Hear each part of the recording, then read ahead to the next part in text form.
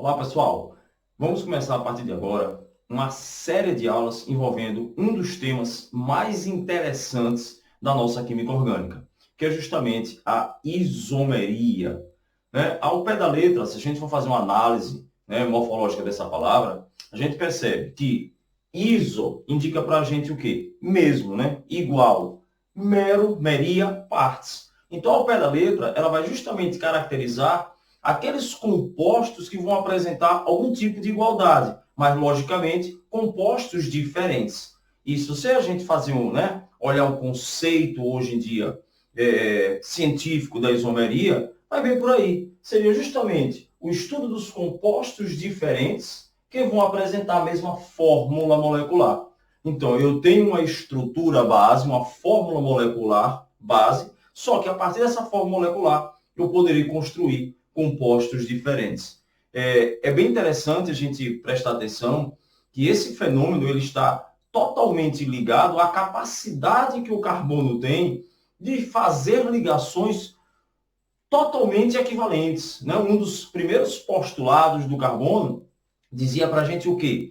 Que as 4 valências do carbono são totalmente equivalentes. E é justamente essa capacidade de fazer essas ligações sem impedimento nenhum, que eu chamo de impedimento, sem nenhum tipo de nuvem eletrônica que impeça o acoplamento, a fusão de outros átomos, principalmente de outro carbono, já que um não tem impedimento e o outro não tendo, então eu posso fazer o quê? Fazer uma brincadeira, aspas assim, eu posso fazer uma infinidade de variações de possibilidades de ligações e de cadeias carbônicas.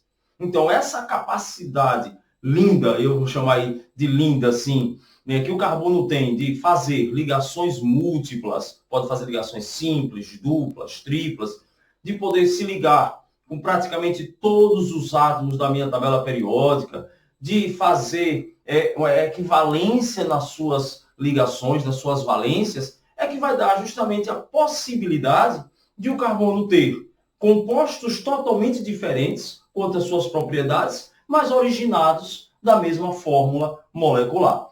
Então, eu acho, pessoalmente, uma das partes mais bonitas da química orgânica, e eu acho que é justamente a partir da isomeria que a gente começa a entender como é que é possível, como é que existe uma quantidade absurda de substâncias orgânicas, diferente, por exemplo, das substâncias inorgânicas, que a gente tem praticamente todos os elementos da tabela periódica, e a gente tem um número infinitamente menor de compostos inorgânicos. Justamente por quê? Porque nos compostos orgânicos, esse carbono, esse átomo maravilhoso quanto às suas propriedades, ele vai ter essa capacidade, que é de promover a formação de substâncias diferentes a partir da mesma fórmula molecular.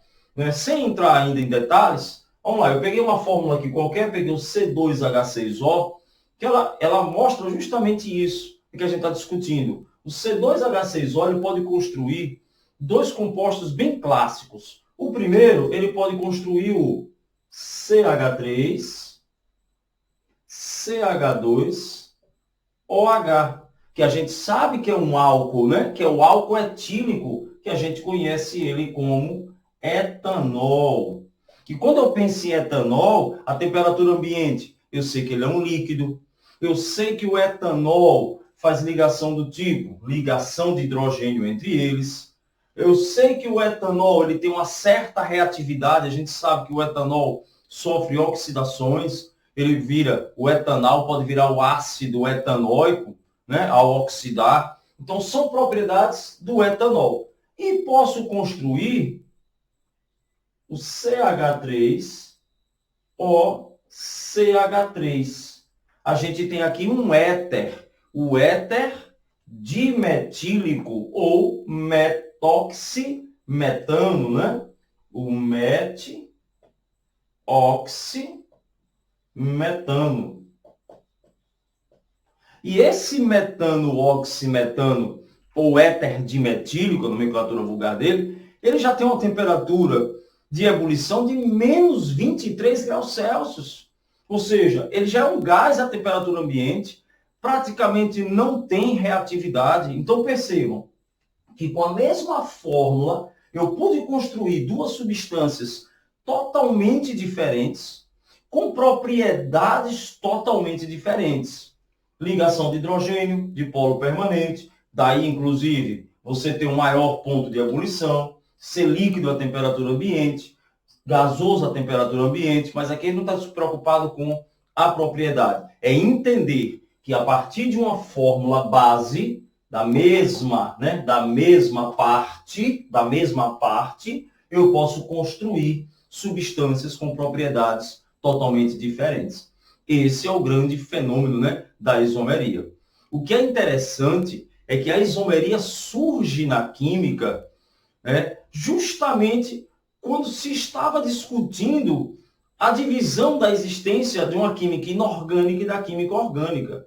Até então, se acreditava que toda a química tinha uma única propriedade e, na verdade, se acreditava que todo organismo vivo ele derivava obrigatoriamente de um outro ser vivo. Não sei se vocês lembram a famosa teoria da força vital. E com os estudos de Friedrich Wöhler e de Berzelius, eles terminam provando que não existe isso, que eu posso pegar um composto inorgânico, dito não derivado de ser vivo, e produzir uma substância dita derivada de ser vivo. E quando eles fazem isso em um laboratório, que é justamente a síntese da ureia, eles provam que existe a tal da isomeria. Uma propriedade que eles definiram quanto a não existir a força vital, termina produzindo uma outra característica, né? Eles descobrem uma outra característica da química, que é substâncias totalmente diferentes. Você tem uma substância inorgânica conhecida como cianato de amônio, que foi produzida, né, através de uma decomposição, né, do calor, ele conseguiu obter a ureia, né? De novo, a gente não está aqui discutindo nem derrubada da força vital, nem ainda propriedade, ligações de hidrogênio. O interessante é entender que essa isomeria, quando ela surge, né? Ela surge justamente quando Berzelius e Friedrich Wöhler conseguem sintetizar a ureia. E eles percebem que a estrutura base, né, da ureia, aquela parte é comum do cianato de amônio. Aí surge, né, o estudo da isomeria. Tranquilo, bem? Facinho? Bom, e aí podemos falar o quê? Nessa primeira aulinha que a gente está só caracterizando. Quais são os tipos de isomeria que a gente tem?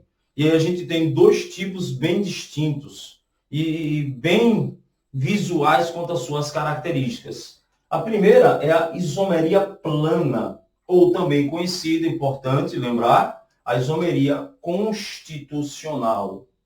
Então, a isomeria plana ou constitucional, que o próprio nome já se encarrega de me dar uma ideia desse tipo de isomeria.